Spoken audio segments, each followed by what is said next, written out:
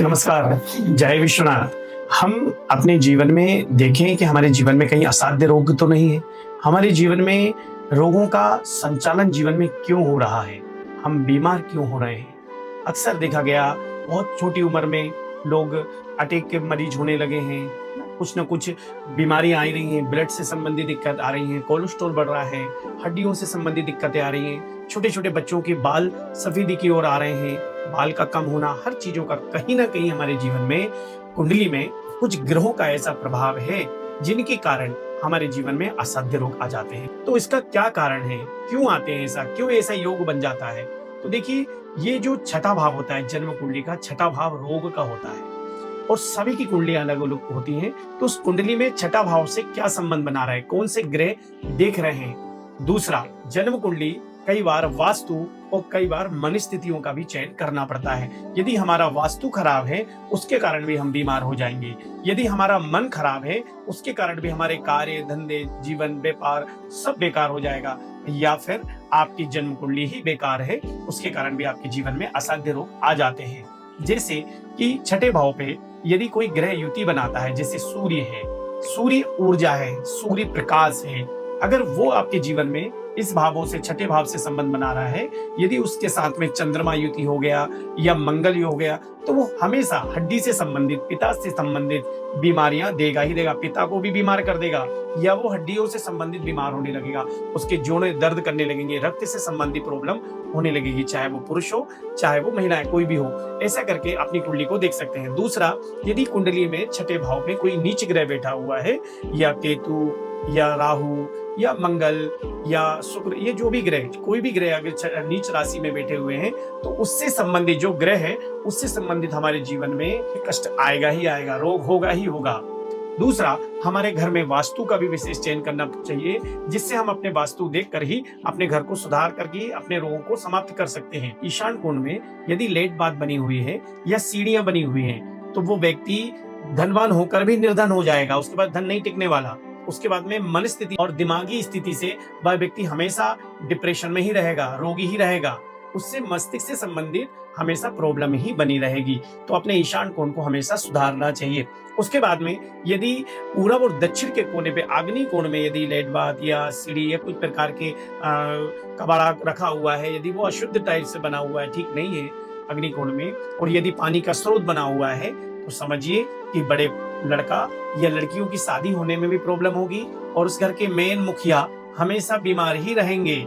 और इस तरह अपनी कुंडली में और अपनी घर को देखिए, अपने घर के वास्तु को देखिए। अगर आपका अग्नि कोण खराब है, तो आप हमेशा प्रॉब्लम में ही रहेगी, पानी तत्व की कमी रहेगी आपके जीवन में।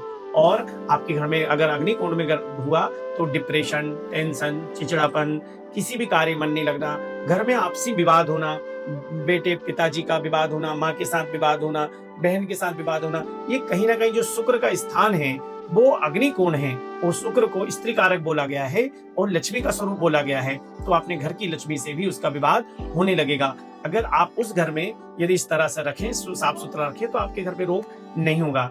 यदि कई लोगों को देखा कि जगह का अभाव होने के कारण तो भगवान को ईशान कोण से न लगकर लोग नैऋत्य कोण में रख देते हैं। यदि वहां पे रहें नैऋत्य कोण में, यदि वैभव कोण में भगवान को रख देते हैं स्थान नहीं होने के कारण, तो भी हमारे घर में मेन मुखिया डिप्रेशन में, टेंशन में, चिड़चिड़ापन में रहेगा। न भगवान के प्रति आस्था रहेगी, न संतान के प्रति आस्था रहेगी, न परिवार के प्रति आस्था रहेगी, न ही वो बैरागी हो पाएगा, न ही वो भजन में मन लगेगा।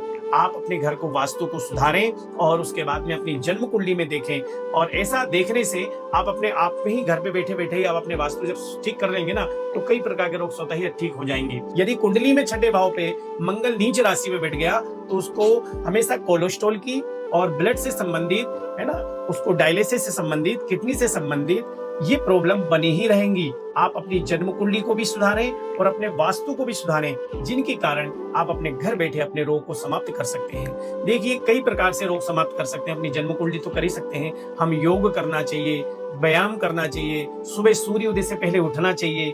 उन ग्रहों से संबंधित जो छठे भाव में जो ग्रह बैठे हैं, उससे संबंधित जो ग्रह हैं, उससे संबंधित दान करना चाहिए।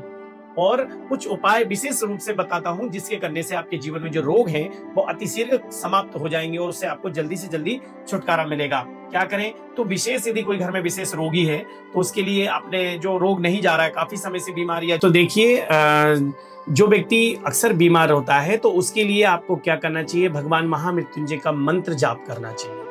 महामृत्युंजय जो मंत्र है उसको अगर कोई विशेष रूप से बीमार है तो उसके लिए मृत संजीवनी नामक महामृत्युंजय करना चाहिए, जिसमें उस मंत्र में उस व्यक्ति का नाम जुड़ता है। उसका आप 1.25 लाख जाप करवाइए, जिससे आपके जीवन में किसी प्रकार का रोग है वो समाप्त हो जाएगा। दूसरा उपाय कर्म और कर सकते हैं। यदि जो व्यक्ति अक्सर बीमार रहता है तो उसके लिए क्या करें?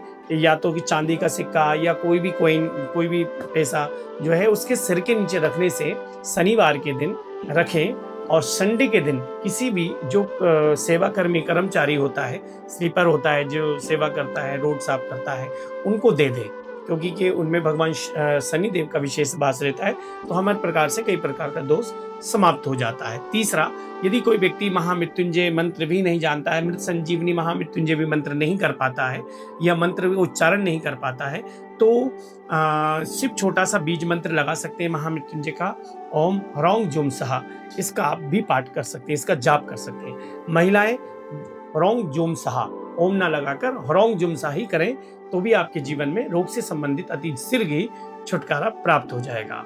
आप अपनी कुंडली को दिखाइए, अपनी वास्तु को दिखाइए, उसके बाद अपने जीवन को सुधारें। जय विश्वनाथ।